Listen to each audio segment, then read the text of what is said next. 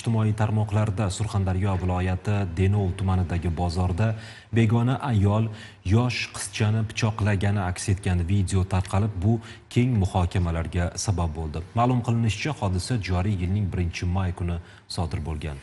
Begona ayol hech bir sababsiz 3 yoshli qizga oshxona pichog'i bilan hayot uchun xavfli bo'lgan og'ir tan jarohati yetkazgan. Qizaloq olgan tan jarohati oqibatida tuman tibbiyot birlashmasida vafot etgan. Muxbirimiz Sobit Qaynarov ushbu ayanchli voqea tafsilotlarini o'rgandi.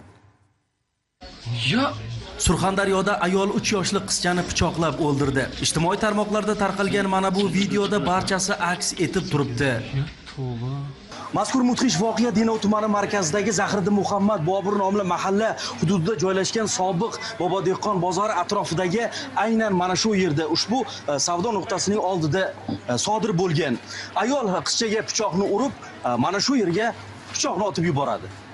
Voqea guvohlarining so'zlariga ko'ra, holat shu yilning 1-may kuni tongi soat 8larda yuz bergan. Ma'lum bo'lishicha, notanish ayol savdo rastasiga onasi bilan kelgan 3 yoshli qizning ko'krak qafasiga hech bir sababsiz oshxona pichog'ini sanchib, hayot uchun xavfli bo'lgan og'ir tan jarohati yetkazadi. To'satdan yuz bergan holat barchani tahlikaga solgani bor gap. Qizaloqqa yordam ko'rsatish maqsadida tuman tibbiyot birlashmasiga olib boriladi. Ammo olgan tan jarohatlari oqibatida qizcha vafot etgan.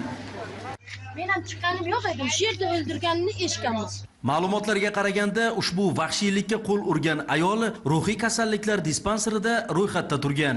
Bosh prokuratura ma'lumotiga ko'ra, ayolga nisbatan Jinoyat kodeksining 97-moddasi, ya'ni qasddan odam o'ldirish bilan jinoyat ishi qo'zg'atilib, gumonlanuvchi protsessual tartibda ushlangan. Tergov harakatlari olib borilmoqda.